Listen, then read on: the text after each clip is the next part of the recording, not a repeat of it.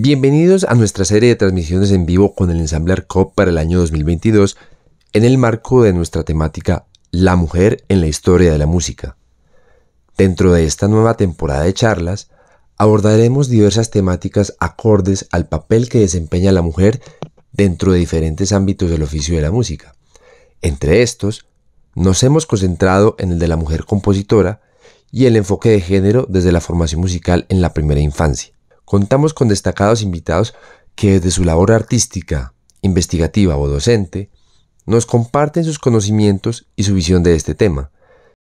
Para esta, nuestra cuarta transmisión, tendremos la compañía de dos invitadas que dan testimonio de compromiso a través de su labor como gestoras y educadoras, con la formación desde la primera infancia. Ellas son Yolanda Gómez, directora de la institución Jardín Infantil Casas Cuna Gota de Leche, y Diana Pineda, líder de inversión de la Fundación Éxito. Con ellas abordaremos un tema de plena pertinencia en la actualidad: la importancia del enfoque de género en la formación desde la primera infancia, haciendo énfasis en destacar también la importancia de la formación musical en el desarrollo de los niños. Hola, un placer saludarlos. Gracias por acompañarnos en esta emisión, sea que se estén conectando desde la emisión en vivo o que lo vean en diferido. Mi nombre es Andrés Benavides, soy flautista, investigador del ensamble ARCOP y esta es nuestra cuarta transmisión por parte de este ciclo, que hace parte de este ciclo de la mujer en la historia de la música, musicología femenina, donde hablamos temas de inclusión y enfoque de género. Y a propósito, hoy tenemos dos invitadas que están muy comprometidas con el trabajo de primera infancia, la educación desde la primera infancia. Hoy hablaremos sobre el enfoque de género, la influencia de la educación musical en los niños desde la primera infancia y la importancia a la vez de ir implementando estrategias para el enfoque de género desde muy tempranas edades. Entonces, esta transmisión la estamos llevando a cabo en alianza con el Museo del Castillo, con la Escuela Sinfónica de Antioquia. También aquí contamos con el apoyo del laboratorio hematológico, Laboratorio Clínico Hematológico de Medellín, y esto lo realizamos en alianza conjunta también y principalmente con el Banco de la República, el Centro Cultural del Banco de la República, sede Medellín. Entonces, saludamos a Diana Pineda y a Yolanda. Diana es, ella es líder. ¿Cómo es el título de tu labor dentro de la Fundación Éxito, representante de la Fundación Éxito? Buenos días para todos.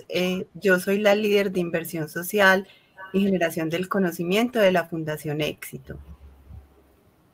Y tenemos también a Yolanda Gómez, directora del Jardín Infantil Gota de Leche. Bienvenida, Yolanda. Gracias. No, para nosotros es maravilloso estar aquí. Ya lo mencionaste, Yolanda Gómez Delgado, directora de Jardines a las Cunas Medellín, Gota de Leche.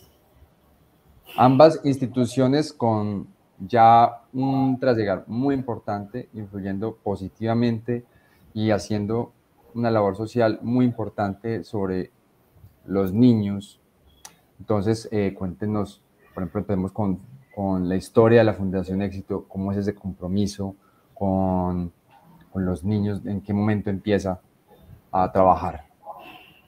Muchas gracias. Pues sí, nosotros somos una fundación que está creada desde hace 40 años. Este año celebramos nuestro cumpleaños cuarentón y tenemos como foco la nutrición infantil desde el inicio de la vida. Le apostamos a que todos los niños y niñas puedan nacer en el mismo partidor de la vida, con las mismas condiciones, sin importar si nacen en La Guajira o en el Amazonas, en Antioquia o en los Santanderes, en cualquier lugar de Colombia, que todos tengan las mismas condiciones para potencializar su sano desarrollo en nutrición en cuerpo y alma. Nosotros hemos denominado estos dos componentes como la clave del desarrollo humano para poder cerrar brechas, no solamente brechas de equidad de género, sino también brechas sociales y económicas que permitan en esos niños cargar su maleta de amor, de capacidades y de fortalezas que les permitan un sano desarrollo y unos proyectos de vida que aporten a su familia, a sus desarrollos personales, pero también a la construcción de un país más equitativo y sostenible. Por eso le apostamos a un país con cero desnutrición y lideramos desde el año 2013 una mega nacional en la que convocamos a todo el país, gobiernos, academia, sociedad civil, a que conjuntamente trabajemos para que nuestros niños tengan nutrición de cuerpo y alma y logremos que en 2030 ningún niño en Colombia tenga desnutrición.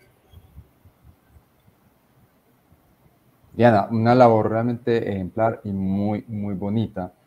¿Desde hace cuánto estás liderando esta función de líder de inversión de la Fundación Éxito? ¿Cierto? Ese es el título que se te dio. ¿Hace cuánto estás desempeñando esta función? Estoy con la fundación desde hace más de 11 años, ya casi 12 años trabajando con esta labor, desde mi formación profesional como nutricionista, dietista y también como mamá de 2 gemelas de 7 años, le apostamos y le apuesto fuerte a que es posible lograr en Colombia esa cero desnutrición y también el enfoque de equidad de género para que tengamos una sociedad más equitativa.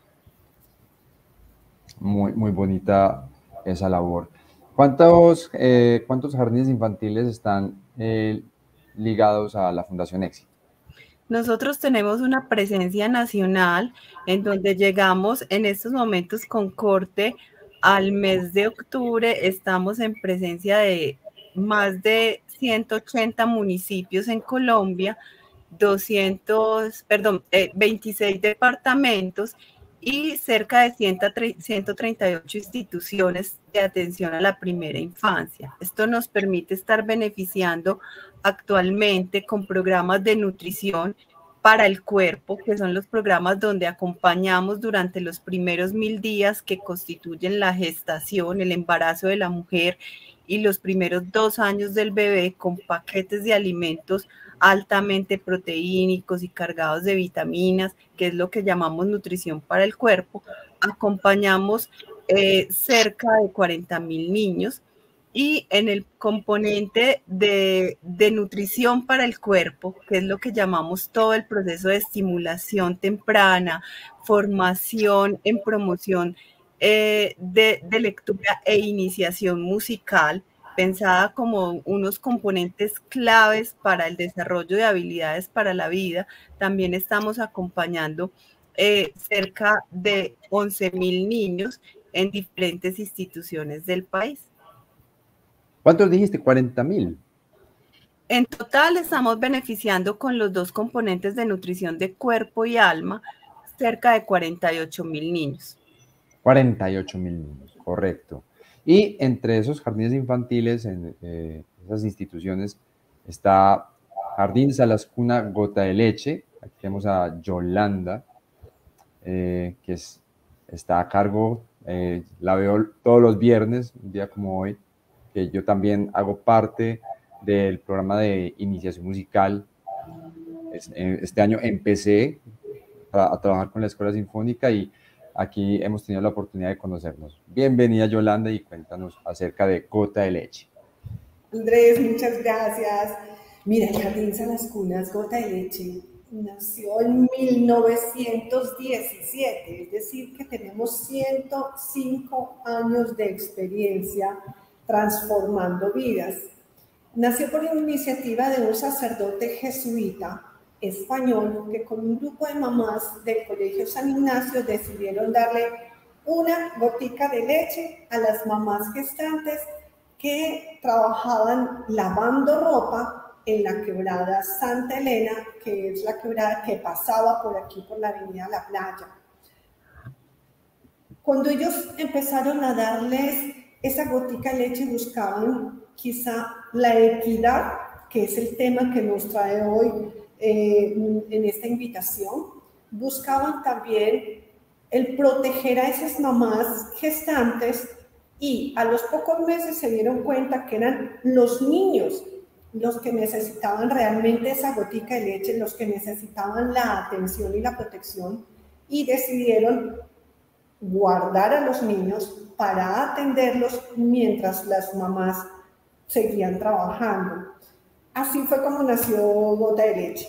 Hemos dado miles de gotas de leche aquí, atendemos principalmente comunas 8, comunas 9 de Medellín. Tenemos actualmente 625 niños protegidos, atendidos.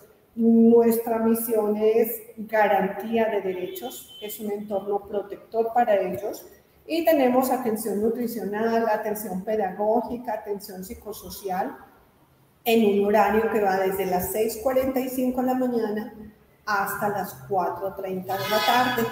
Esa es como la reseña histórica de nuestra gota de leche.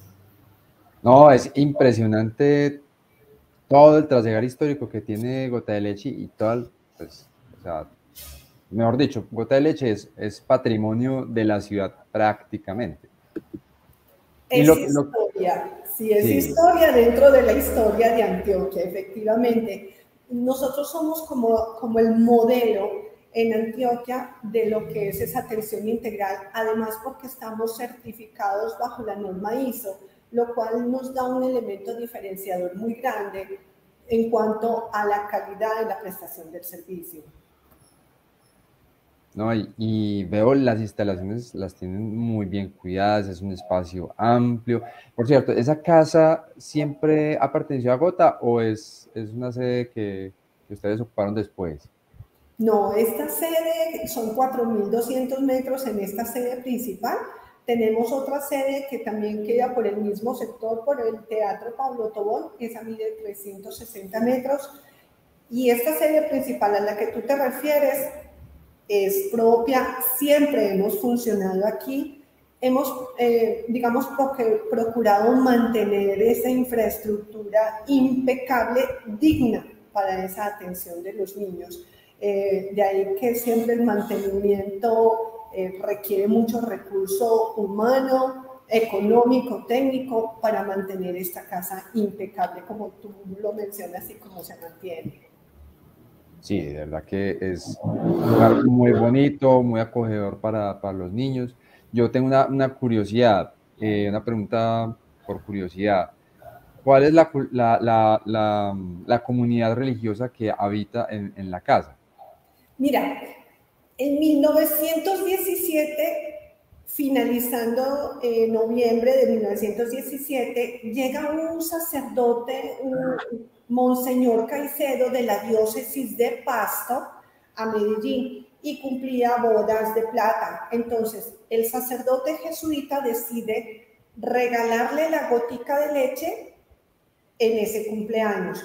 Y el sacerdote, Monseñor Caicedo, vio que era necesario una atención también en valores cristianos para fomentar esa parte de la espiritualidad en estas madres desprotegidas. Entonces mencionó que en 1918 llegaban las hermanas de la presentación a Colombia y que ellas regenten la obra. Entonces tuvimos durante 100 años con ellas un convenio interinstitucional de trabajo, digamos, en alianza para atención de la espiritualidad.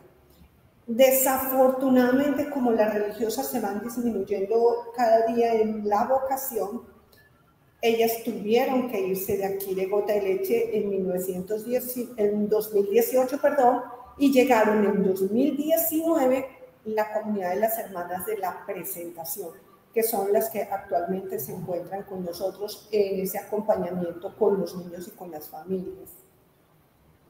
O sea, algo que no entendí, el 18 se van también una comunidad de la presentación y vuelven otras de la presentación. Efectivamente, no, okay. Llegaron ahora de las franciscanas. Ah, franciscanas. Y llegaron ahora de las franciscanas, desde el 2019 llegaron ellas, es decir, tuvimos unos mesecitos que no teníamos religiosas o comunidad en alianza aquí en la Gotica de Leche. Ah, Gotica de Leche, como le dices, con cariño. Efectivamente, aunque una de las hermanas dice que es un carro tanque, ¿no? Pero, sí. Sí. Y por el lado de la Fundación Éxito, Diana, veo que han hecho esfuerzos también por descentralizar la labor. O sea, que van, tienen cobertura también en municipios del área rural, que es muy importante brindar desarrollo no solamente a las grandes urbes, sino también pues, a los lugares más desprotegidos o más olvidados. Así es, Andrés. Nosotros cada vez más focalizamos las atenciones en la población rural dispersa, rural. Llegamos a departamentos que incluso no tenemos presencia comercial. Antes del año 2013, desde la Fundación Éxito se tenía como una premisa de poder llegar con las atenciones donde se tenía presencia comercial de Grupo Éxito, esto porque favorecía también la logística de entrega de los alimentos, las alianzas y demás. Pero cuando nace toda esta causa de cero desnutrición y nos proponemos erradicar este problema en el país, empezamos a hacer unas priorizaciones y nos damos cuenta que hay unos territorios donde no hay presencia comercial, pero es supremamente necesario acompañar la nutrición infantil y la atención integral de la primera infancia. Regiones como Chocó, como algunos municipios incluso del sur de Colombia.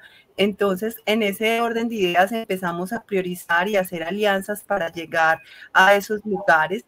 Incluso en el año 2020, el año más retador para todos, que fue el año pandémico, tuvimos una presencia en los 32 departamentos, un despliegue sin historia, pues como sin antecedentes en la fundación. Logramos tener una cobertura de atención que triplicó lo que anualmente nosotros podíamos hacer. Volcamos todos nuestros esfuerzos a hacer un compromiso grande con los niños, con las mujeres gestantes en Colombia por toda la emergencia sanitaria y nutricional que se presentó en ese momento en el país, y continuamos, ¿cierto? Digamos que el 2020 nos volcó a unos esfuerzos superiores que incluso nunca habíamos imaginado posible llegar a hacer. Nos mantenemos en esa gestión, logramos tener una participación importante en algunos territorios en donde no tenemos presencia comercial y continuamos en esas alianzas. Una labor titánica, titánica, Sí. titánica. Y Diana, tú te encargas nada más de la mano de aliados, como instituciones sí, como La Gota de Leche, que hoy tenemos acá ejemplarmente con toda su historia en Medellín, pero la fundación es una fundación de segundo piso, no operamos proyectos directamente, entonces así como La Gota de Leche, son muchas las instituciones que en todo el territorio colombiano, con toda su experticia y su convicción por el trabajo de la primera infancia, se unen a nuestra causa o vinculamos y aunamos esfuerzos para lograr un país con cero desnutrición. El gran objetivo, cero desnutrición.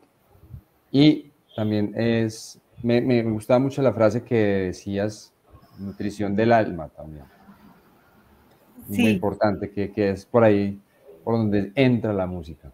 De acuerdo, y a la que le apostamos en grande, porque en la nutrición para el alma y especialmente en el programa de iniciación musical que hemos tenido la oportunidad en los últimos 12 años de aprender de la mano de la escuela sinfónica, de todos los profes y expertos en el tema, hemos aprendido algo grande en favor de la niñez colombiana, y es que esta pedagogía Williams a la que la escuela le apuesta y muchos niños son beneficiarios y han sido beneficiarios de este programa en estos 12 años, tiene un componente bastante potente en lo que técnicamente la Organización Mundial de la Salud define como las habilidades para la vida. Y es que ese programa de iniciación musical y nutrición para el alma fortalece en los niños el trabajo en equipo, la solidaridad, la capacidad de escucha, que potencializa también un desarrollo cognitivo que han sido resultados a lo largo de estos años bastante enriquecedores para las familias, para los niños y para nosotros como acompañantes de esta propuesta pedagógica, que nos nutren el corazón para seguir apostándole a este tipo de iniciativas, y que vemos en esto unas fortalezas enormes para el cierre de esas brechas de sociedad que tenemos, de equidad de género y sociales, en donde todo empieza en esta primera infancia y este es un gran insumo para trabajar en esa erradicación de desigualdad y también de desnutrición. Es la clave para el progreso, el verdadero progreso social. Cuando este programa se emita, habremos culminado con la Escuela Sinfónica y con todas las instituciones el concierto de El Espíritu del Agua, que va a estar muy, muy bonito, muy bonito, va a ser muy emocionante, 2 jornadas, una en la mañana y una en la tarde. Entonces, Gota de Leche, por ejemplo, se presenta en la tarde, si no me equivoco. Y bueno, ya entrando más en materia, para ustedes, ¿qué es educar con enfoque de género y con un sentido inclusivo también? De pronto, ¿qué nos puede decir Yolanda?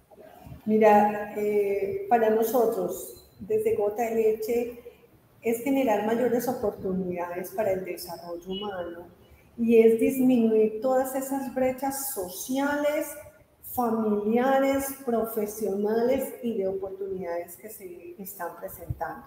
Entonces, nuestras estrategias pedagógicas actualmente están basadas mucho en la formación con esta equidad de género.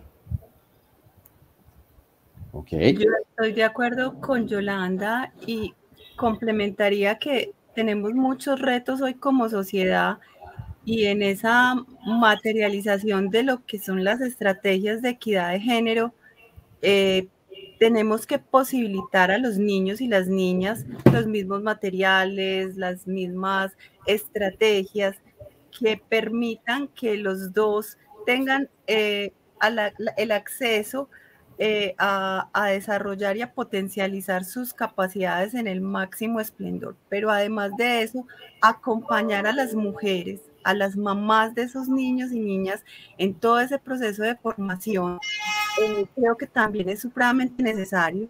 Jardines como La Gota de Leche son ejemplares en todo el acompañamiento que hacen a la familia y en este especial a las mujeres, porque muchas de las mujeres que tienen sus niños o que son mamás de los niños que asisten al hogar son madres solteras que tienen que dejar a sus niños allí al cuidado para poder ejercer incluso en empleos informales. Y creo que eso también es una apuesta grande, que existan este tipo de instituciones a lograr cerrar estas brechas, porque estamos generando también una transformación donde las mujeres empiezan a tener desarrollo y participación laboral al mismo tiempo que pueden ejercer su rol como mamá, acompañando también desde el ejemplo a esas niñas.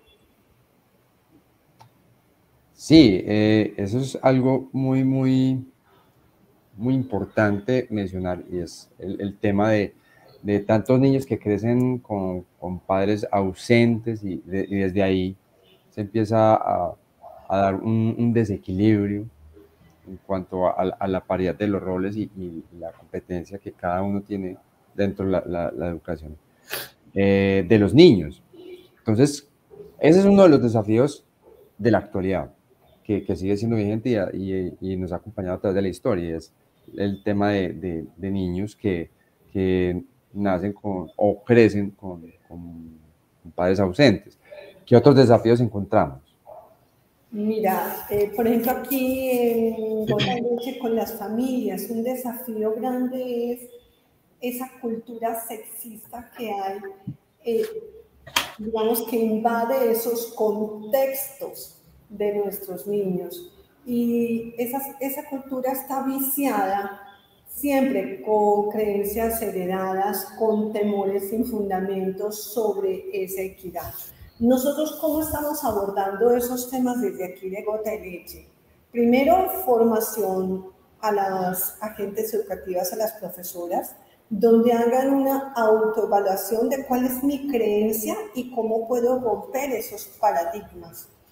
Otro es trabajo directo con las familias. De igual manera, escuchándolos para poder orientarlos y romper esa barrera para que los niños puedan ser ellos, para que puedan tomar sus propias decisiones.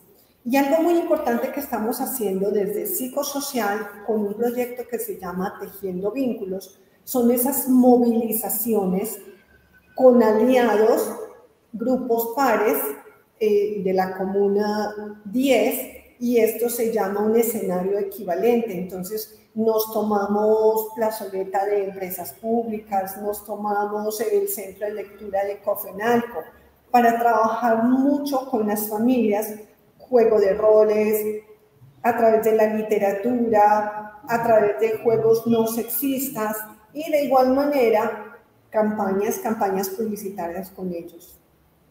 Campañas publicitarias, integración a la comunidad, esas son algunas de las estrategias. ¿Qué desafíos encontramos desde la visión holística que tiene la Fundación Éxito, Diana? Yo creo que bastante. El Objetivo de Desarrollo Sostenible número 5 nos hace un llamado precisamente a la equidad de género, a trabajar por la igualdad de género, y veníamos avanzando a nivel mundial y también en Colombia, pero la pandemia nos formuló y nos sacudió también nuevos retos, porque fue precisamente la época donde las mujeres tuvieron que dejar más sus trabajos para volcarse al cuidado de la casa. Según encuestas, por ejemplo, como el uso del tiempo, las que miden desempleo desde el DANE, uno tiene ahí unos reportes de cifras bastante retadoras para Colombia. Se registra, por ejemplo, una tasa de desempleo a corte de septiembre del 2022 de 4.5 puntos porcentuales mayor en mujeres que en hombres, es decir, en hombres es del 8.8, en mujeres es de 13.3. Hay brechas en el uso del tiempo. Por ejemplo, las mujeres dedican 4.40 minutos más, 4 horas 40 minutos más que los hombres a actividades no remuneradas. A la semana son cerca de una brecha de más de 10 horas semanales en todo lo que tiene que ver con cuidado directo e indirecto para las mujeres, con la casa, con el cuidado de los hijos, y todo esto con respecto a los hombres. Y según el Fondo Monetario Internacional, nos reta como región de América Latina, porque nos dice en su informe de marzo del 2022 que América Latina podría tardar aproximadamente 68.9 años. Fíjate, eso es una existencia humana, para poder decir que logra romper todas las brechas de género si seguimos como vamos, porque todavía hay retos. Hemos logrado cosas, tenemos más participación de la mujer que en años anteriores. Sin embargo, por ejemplo, en cargos directivos hemos disminuido con respecto al 2021, en decisiones o en cargos directivos y parlamentarios y de política. La participación sigue siendo todavía muy baja y dista mucho de todavía tener paridad de género. Y creo que esos retos se tienen que empezar a combatir desde la primera infancia y desde todo ese potencial que podemos generarle en confianza a las niñas, confianza de todo lo que es posible hacer en ellas, de todo lo que ven como espejo en sus mamás, en sus cuidadoras. Todas las estrategias que planteaba Yolanda desde el Jardín Gota de Leche me parecen supremamente claves, porque también aprendemos en espejo, no solamente en teoría, sino en espejo. Si yo estoy, ¿qué están viendo nuestras niñas? ¿Cómo estamos acompañando a las mujeres que hoy son mamás para que realmente esas niñas rompan todos esos ciclos? Y por ejemplo, desde la música y desde todo ese potencial que tiene la pedagogía Williams, que genera estas habilidades enormes en niños y niñas, podemos fortalecer en nuestras niñas unos potenciales directos que generen en ellas confianza en sí misma y empiecen desde sus primeros años a retarse y a romper este ciclo generacional que hasta el momento han tenido de brecha de género.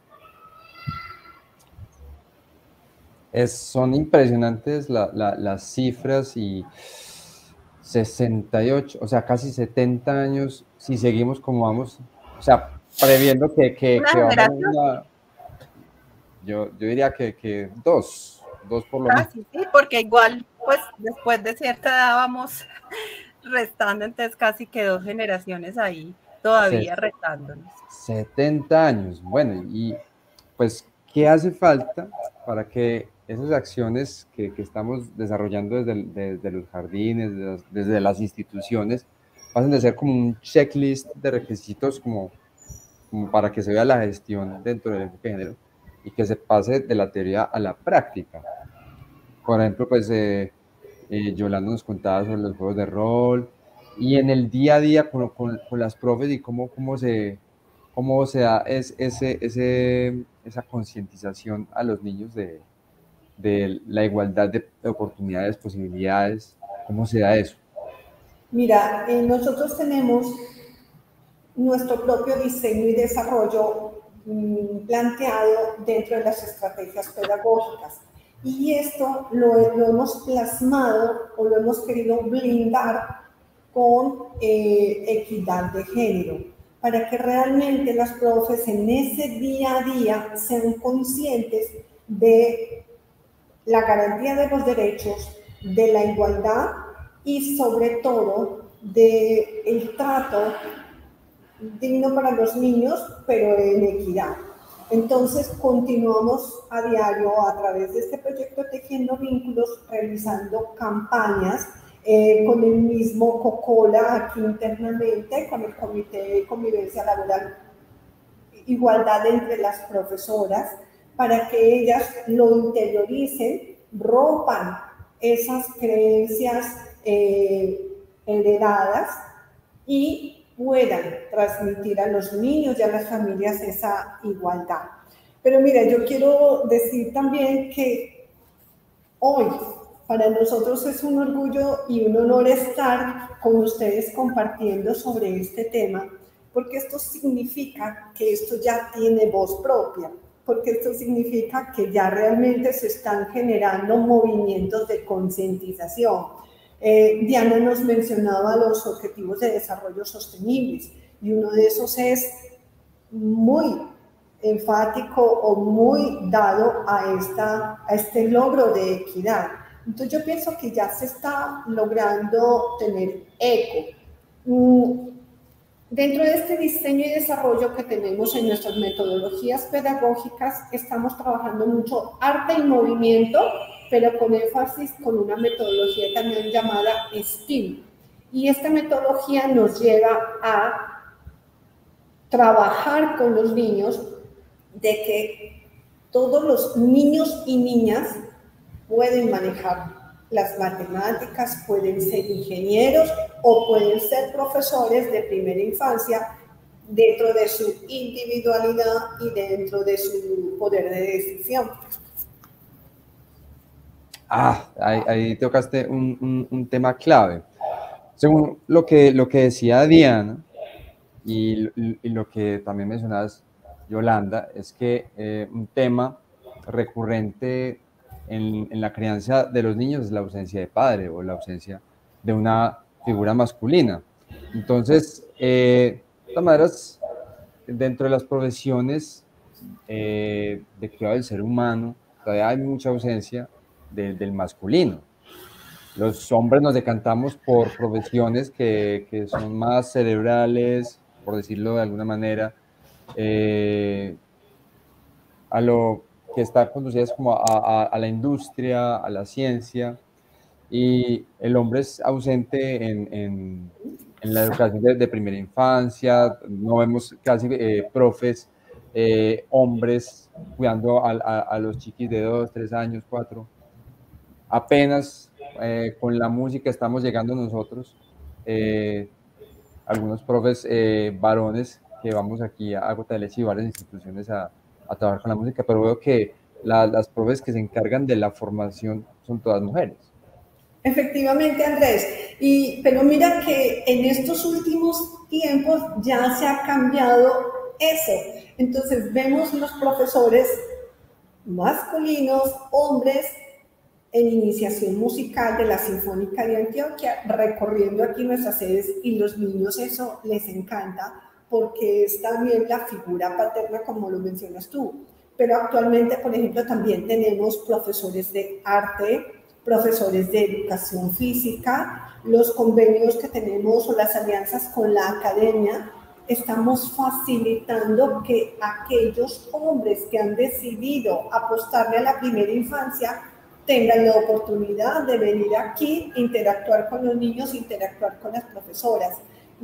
Hemos tenido convenios con IESEC, donde vienen estos chicos extranjeros a trabajar o a compartir su cultura y su idioma con los niños, y esto creo que favorece mucho este desarrollo integral de los niños, porque hay mayor apertura para que para todo el equipo interdisciplinario abramos esas puertas, y también las familias y los mismos niños.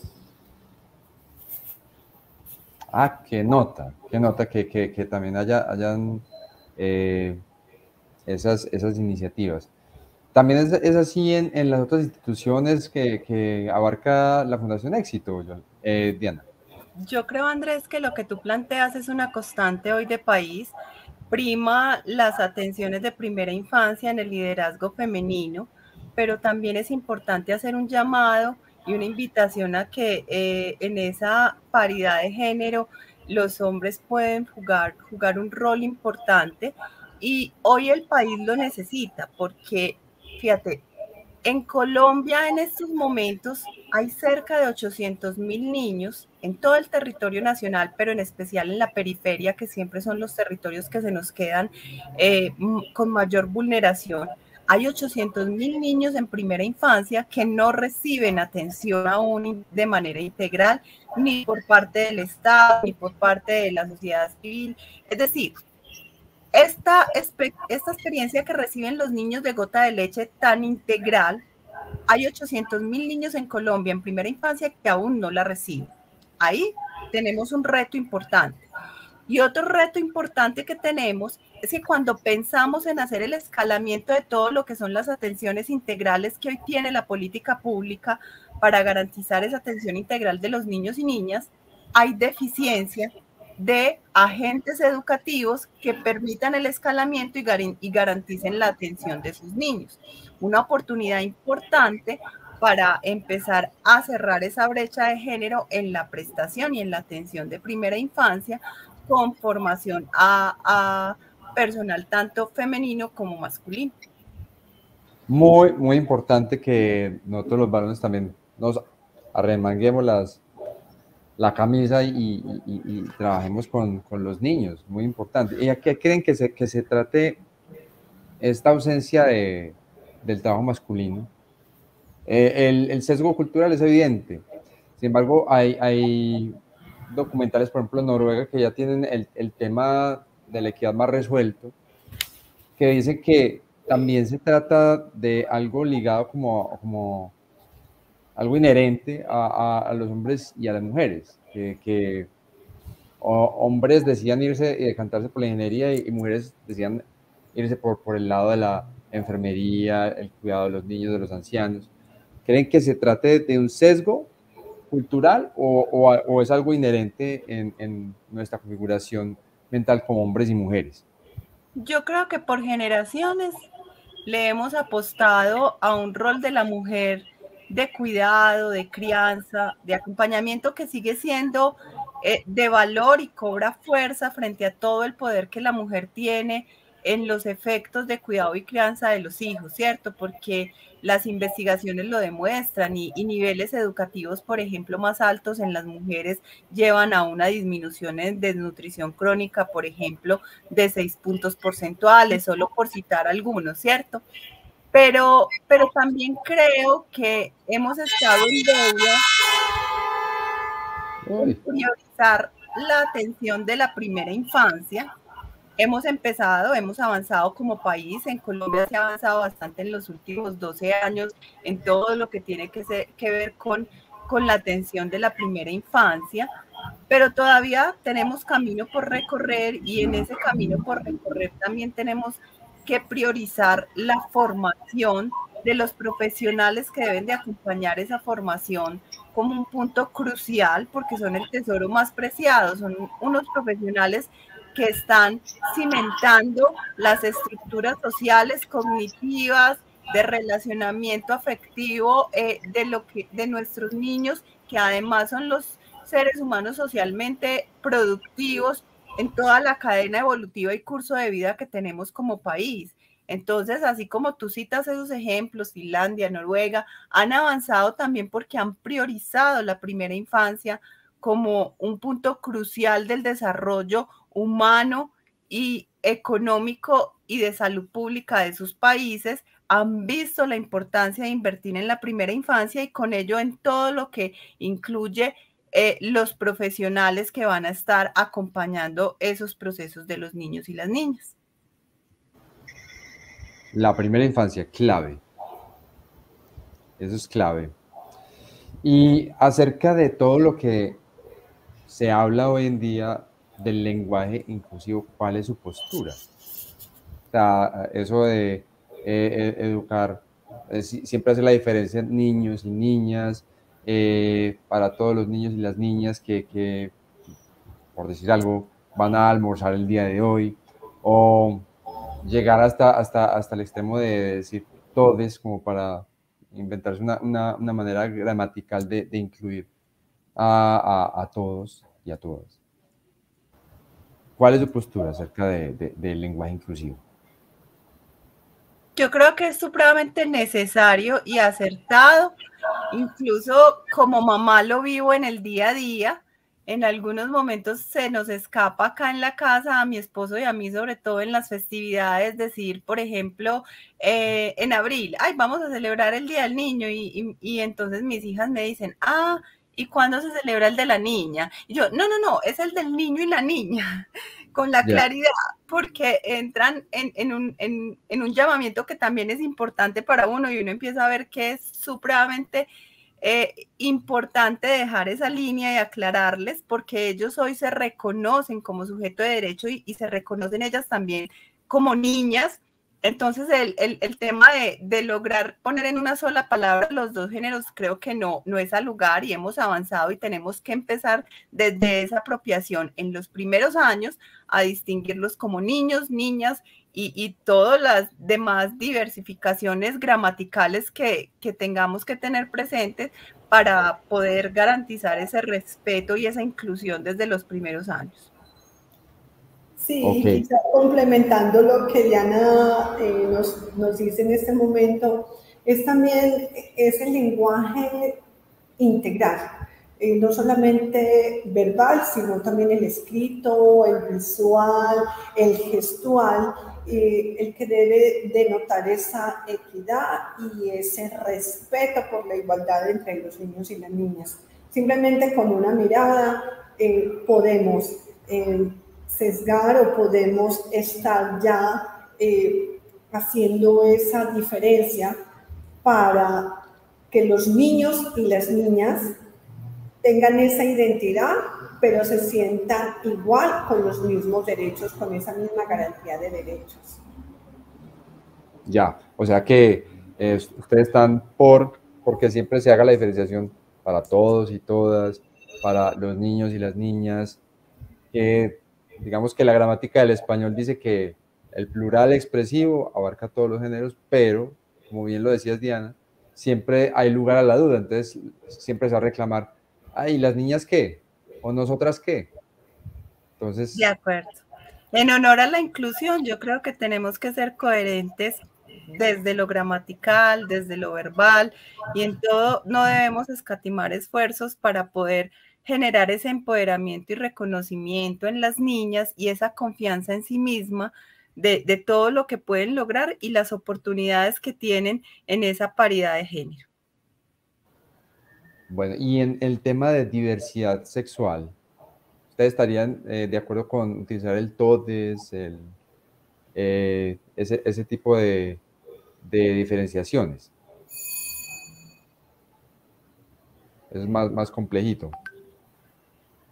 Mira, nosotros aquí hemos tenido algunos casos donde el niño quiere ponerse el disfraz de la Cenicienta o el disfraz de la princesita, y por respeto a esa diferencia tenemos que dejarlos porque ellos es parte de su desarrollo, es parte de su aprendizaje, es parte de su identidad. Entonces, allí, cuando viene la familia quizá con ese sesgo, a través de las psicosociales, debemos intentar concientizar a la familia de que todos tenemos las mismas oportunidades y de disminuir esas brechas de las que estábamos hablando inicialmente. Ya. Ok. Sí, yo Bueno. estoy de acuerdo. Por ejemplo, en ese tema de diversidad, y lo digo más a nivel anecdótico como mamá, pues mis hijas han tenido pedidos al Niño Dios de carritos, les encanta el fútbol, o sea, tienen como unas afinidades que comparten también así con los niños y es posible para ellas en su sano desarrollo poder potencializarla y nosotros como familia aplaudimos todos esos procesos de aprendizaje. Y sobre todo ahora que el fútbol femenino está cobrando una importancia mayúscula con la obtención del primer subcampeonato mundial en una categoría sub-17 femenina. Nada logrado, algo que ninguna otra selección Colombia había logrado hasta el momento. Entonces, muy importante, de todas maneras, desde el lenguaje, tener esa perspectiva inclusiva. Bueno, voy a invitarlas a que conozcan a este personaje de la historia de la música de principios del siglo XX, que surgió en Inglaterra, una compositora que se llamaba Ethel Smith, que además de ser compositora, fue una gran activista de los derechos de la mujer en un momento donde están absolutamente relegadas a labores que no les permitían desempeñar todo su potencial. Entonces, esta es Ethel Smith. Vamos a escuchar esta nota. La compositora inglesa Ethel Smith es reconocida dentro de la historia de la música por no solo haber sido un estandarte femenino dentro de la composición musical en Inglaterra a comienzos del siglo XX, sino por ser una importante activista dentro del movimiento sufragista inglés. De esta época se destaca su himno La Marcha de las Mujeres, que se convirtió en una obra estandarte del movimiento feminista. Al igual que muchas compositoras de su época, debió enfrentarse a todos los prejuicios y barreras sociales que les impedían a las mujeres ejercer la música como profesión y menos ser compositoras. En Leipzig, Alemania, lugar donde estudió, tuvo la oportunidad de conocer a algunos de los compositores más reconocidos de finales del siglo XIX, como Johannes Brahms, Antonín Dvorak, Clara Schumann y Peter Ilich Tchaikovsky, este último especialmente alentador de la carrera de Smith. En los años posteriores, Smith vivió y trabajó en varios países de Europa. Al volver a Inglaterra en 1890, hizo su debut como compositora orquestal con su serenata en re. Posteriormente, su misa en re de 1893 le otorgó reconocimiento público. Dentro de la producción de Ethel Smith hay sinfonías, obras corales, música de salón y óperas. Estas últimas gozaron de cierto éxito, un logro considerable para una compositora de la época. Además de su trabajo musical, siempre fue devota al servicio de la humanidad, ejerciendo durante la Primera Guerra Mundial como asistente de radiología en un hospital en Vichy, Francia, experiencia que casi le cuesta la vida. Como dato curioso, en 2020, 76 años después de su fallecimiento, se le otorgó un premio Grammy póstumo por su sinfonía The Prison, grabada en 1930. Continuamos en nuestra entrevista con nuestras invitadas Diana Pineda y Yolanda Gómez. Diana Pineda, líder de inversión de la Fundación Éxito, y Yolanda, quien es la directora de el Jardín Infantil Gota de Leche aquí en Medellín. Entonces, ahora vamos a entrar en el tema de la educación musical propiamente dicha. ¿Cómo valoran ustedes la influencia de la formación musical en los niños?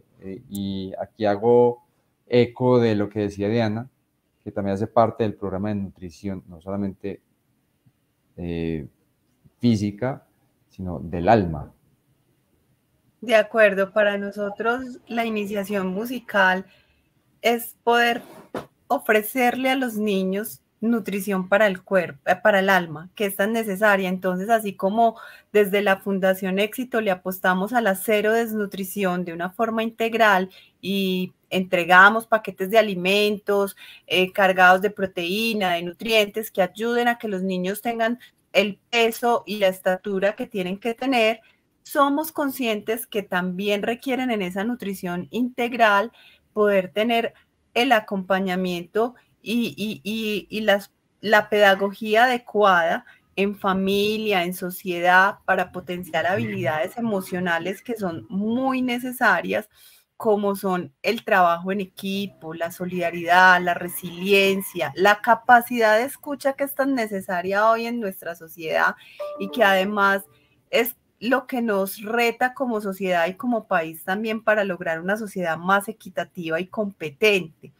Y estas fortalezas, que también las denomina la Organización Mundial de la Salud como habilidades para la vida, son fortalezas que nosotros hemos podido conocer y reconocer en los resultados del programa de iniciación musical a lo largo de estos 12 años que hemos acompañado de la mano de la Escuela Sinfónica de Antioquia en diferentes hogares infantiles principalmente de Antioquia, aunque hemos tenido la oportunidad también de llegar al Valle, al Atlántico, a Bogotá. La mayor experticia la hemos tenido en Antioquia. Y cuando leemos los informes de resultados, nos llena el corazón saber que los niños, a través de esta pedagogía Williams, que es la pedagogía del programa de iniciación musical, están logrando unos mayores resultados o unos resultados positivos en estas habilidades. Y por eso le apostamos, continuamos creyendo que es uno de los caminos importantes para trabajar la nutrición para el alma, acompañando además a las familias. Hemos visto transformaciones importantes en los niños, además que de valor agregado podemos tener grandes músicos o potenciales músicos en estos procesos y eso también lo aplaudimos. ¿Ustedes han visto de pronto mejorías, bueno, un mejor rendimiento en los niños en otras áreas cuando están trabajando en música? Uy, Andrés, sí. O sea, yo pienso que Gota de Leche es uno de los privilegiados porque fuimos de los pioneros o de los primeros aliados en aquel entonces con Fomento de la Música y luego con Sinfónica de Antioquia. Para nosotros, mira, Andrés, la iniciación musical tiene un valor infinito porque consideramos que es un medio y un fin para ese desarrollo integral de los niños. Mira, esta iniciación musical complementa nuestro diseño y desarrollo porque estamos convencidos de que la música es un provocador por excelencia de ese neurodesarrollo. Entonces tú me preguntas ahora qué resultados se han visto. El desarrollo del lenguaje, el desarrollo cognitivo, el desarrollo de la percepción, la atención, la concentración, el seguimiento de la norma, el incremento del vocabulario. Hemos tenido casos, bueno, tenemos varios casos de niños con condición y con condición de autismo y con iniciación musical. La atención que prestan los niños es fundamental. Entonces, sí se ve que llega y fortalece ese hito del desarrollo en el niño y fortalece desde la socialización. Cuando el profesor reúne a 10 niños para iniciar esa iniciación musical o para trabajar este arte y esta habilidad, los niños se transforman. Definitivamente para nosotros es muy, muy importante este convenio y sabemos que son familias que sí Sinfónica de Antioquia sin iniciación musical no tendrían nunca esta oportunidad y no hubiesen tampoco visto aquellas habilidades de los niños que quizá estaban escondidas. Y gracias a esta iniciación musical se empiezan a despertar y se empiezan a descubrir. La influencia que ha estado documentada durante mucho tiempo de la música en la educación, entonces se ve palpable acá en estos programas. Y por lo menos desde la educación musical, y ya lo mencionabas también que había profesores de educación física también, hombres, vemos que ya los hombres, los varones, comenzamos a meternos también en la educación desde la primera infancia. ¿Qué nos aconsejan a nosotros, los hombres, para una educación de enfoque de género exitosa? No, mira, yo creo que lo que he percibido, lo que vivo a diario cuando veo a los hombres interactuando con los niños, es ese trato igualitario, es con ese cariño y con ese afecto que llegan a ellos, que realmente la sugerencia es mantenerse por ese respeto a la diferencia, mantenerse con ese trato igualitario. Y quizá ya en diferentes actores ya se está viendo, desde la política, desde lineamientos, la academia, la psicopedagogía, el neurodesarrollo. Entonces es simplemente como el agradecimiento hacia ustedes, pero también es mantener ese respeto por la diferencia. El respeto por la diferencia, o sea, realmente no tiene como mayor misterio, ¿cierto? Pues es ser libre y tratar a todos los niños por igual. Y en las niñas también. Y yo creo también, Andrés, que en lo personal, cada uno puede aportar desde el apoyo que se le da a las mujeres, ya sea una hermana, una amiga, esposa, mamá, pero ese apoyo que se da a las mujeres que están en cuidado y crianza para que también puedan continuar en su labor de la manera más exitosa, pero no solamente acompañando su maternidad, sino ejerciendo también sus roles como mujeres profesionales, desde lo laboral, que pueden tener una participación activa en el mercado laboral, tanto para acompañar y financiar toda su manutención y las de sus familias, pero también para posicionarse en ese liderazgo y en ese rol como mujer es importante. Yo cito acá un ejemplo que alguna vez un viceministro de salud en un ejercicio que hacíamos conjuntamente con la Fundación de Movilización Social en torno a la lactancia materna, destacó con bastante éxito y fue que él decía, mi esposa es la que tiene que lactar, claro, ella es la que lo puede hacer desde el don natural, pero mi responsabilidad como esposo, como papá, como compañero, y es mi responsabilidad porque no le estoy ayudando, es asumir los otros roles que ella estaba ejerciendo en la casa para garantizar que esa mamá esté tranquila y pueda ejercer en el mayor compromiso su lactancia y en la mayor tranquilidad. Eso es solo por citar un ejemplo, porque en las demás acciones de cuidado y crianza como sociedad y como familia estamos llamados a acompañar a la mujer y a los niños en esa formación. Sí, desde la crianza, entonces, lo dices tú, que estemos apoyando y que también le brindemos el espacio a nuestras mujeres, a nuestras esposas, a nuestras novias, que también ellas puedan, además de ejercer su rol de madre, que también puedan ejercer su rol profesional, que sean absolutamente funcionales en todos los roles. Ese es un aporte muy valioso. ¿Y qué hace falta, por ejemplo, desde la Fundación Éxito, para que, ya volviendo al tema de la música, para que el proceso musical no solamente pudiera ser un año, sino que lo pudiéramos extender un poco más? Hablo en el caso pues de lo que nosotros tenemos en la Escuela Sinfónica, es que solamente estamos con ellos un año, ojalá pudiéramos hacer un proceso más grande. ¿Podríamos soñar en hacer un proceso más a largo plazo con el acompañamiento musical? Yo creo que hay que empezar a mostrar la evidencia y los buenos resultados de esa complementariedad de las atenciones en primera infancia, porque yo pienso que se tiene que llevar esto como experiencia exitosa a la política pública para lograr también la universalidad de la atención y que no sean solo algunos niños los que lo reciben, porque hoy es así. Son muchos niños los que no lo están recibiendo, los que no tienen esta fortuna y sus papás no tienen tampoco la posibilidad de acceder a estos programas de calidad.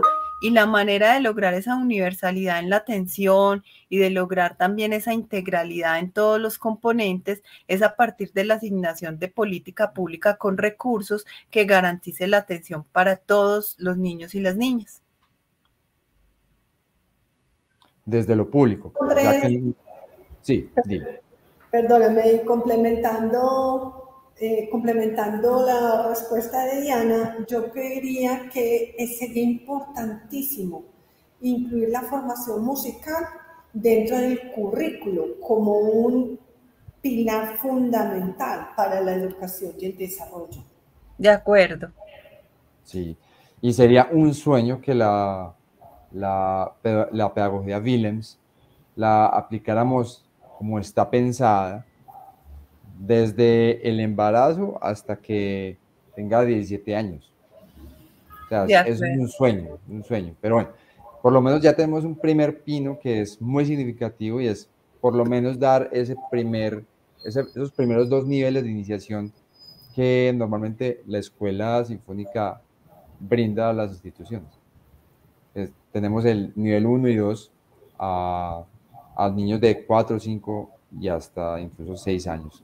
Básicamente es en el caso de Gotha, es ese último año de guardería, de jardín infantil, antes de pasar a primer grado.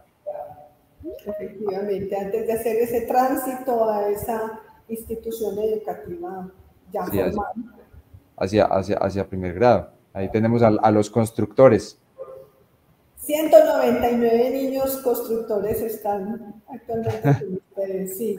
Bueno, pero también están los más chiquitos, tenemos de 2, 3 años que están con ustedes con toda esa paciencia, ese amor, llegan a ellos y transforman también esas vidas.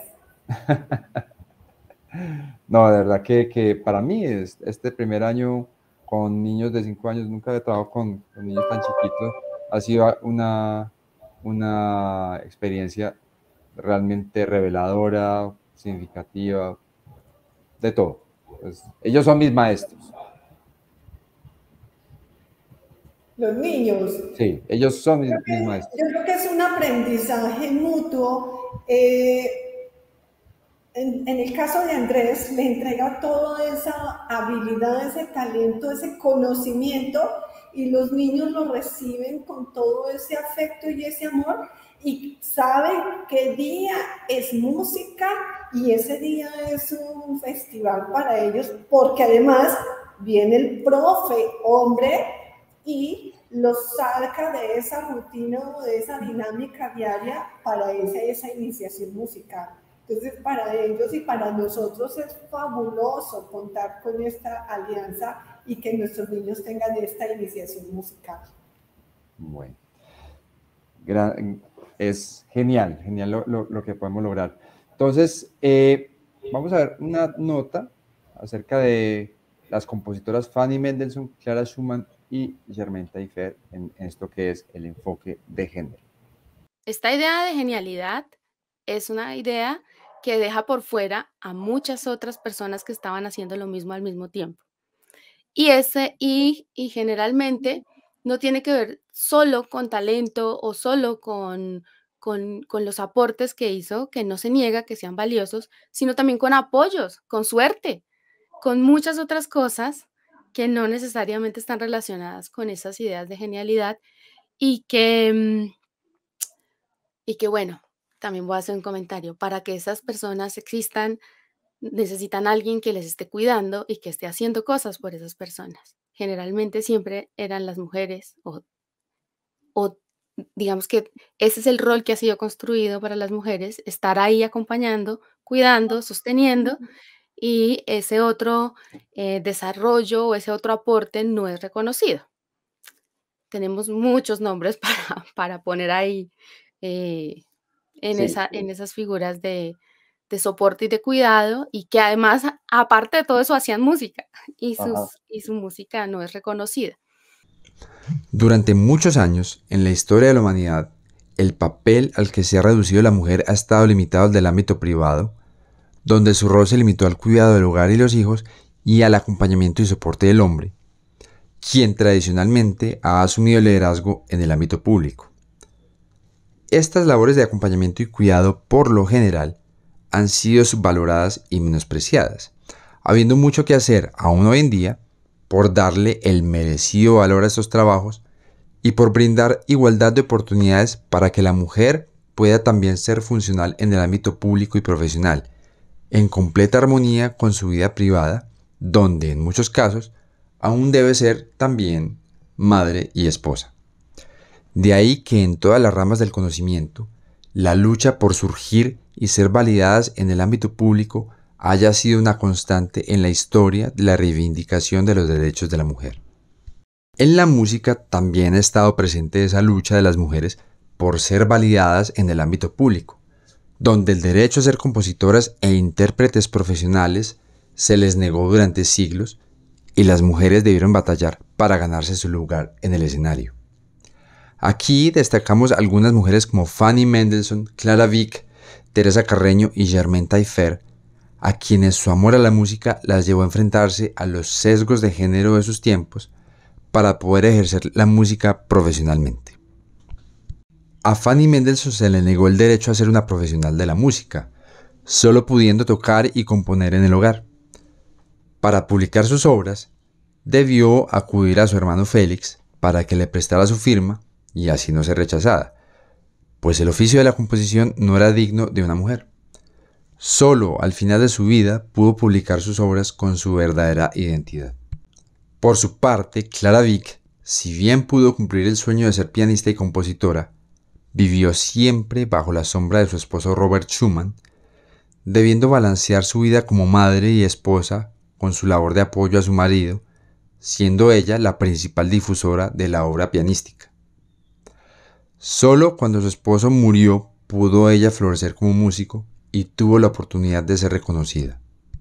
Otro caso, el cual podría tildarse de dramático, es el de Teresa Carreño, la pianista, cantante y compositora venezolana, quien tuvo que luchar para encontrar un equilibrio en su papel como madre de 4 hijos y su oficio musical, en pleno siglo XIX, donde divorciarse y ejercer como pianista solista siendo mujer era una condena a las habladurías malintencionadas y al repudio público.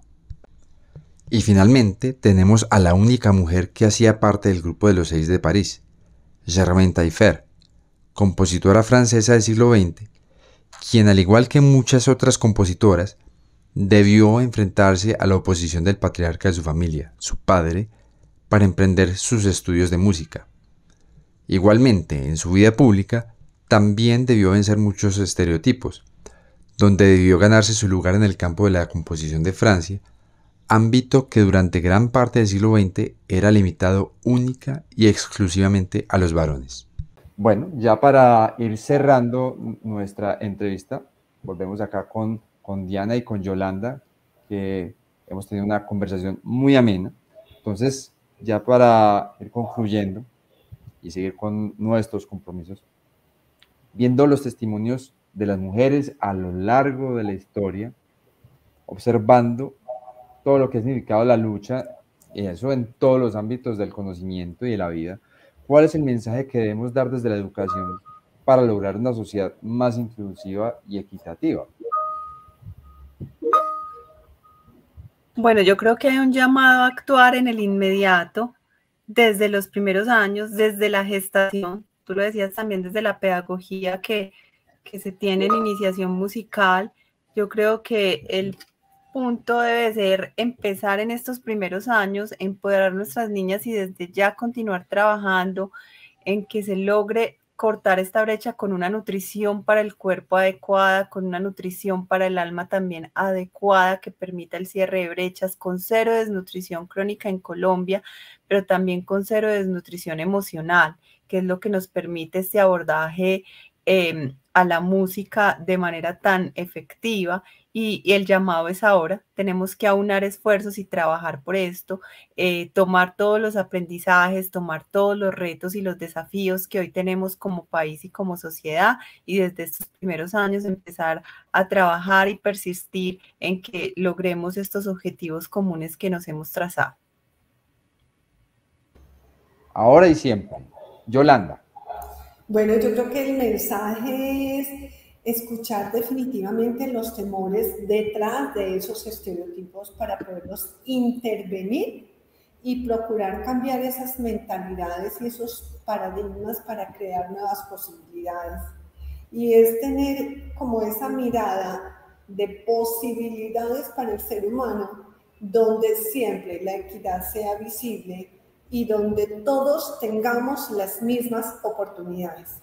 Y en nuestro caso es seguir actuando y trabajando con los niños y con las familias para al menos procurar impactar esas vidas y se pueda empezar a replicar dentro de sus familias.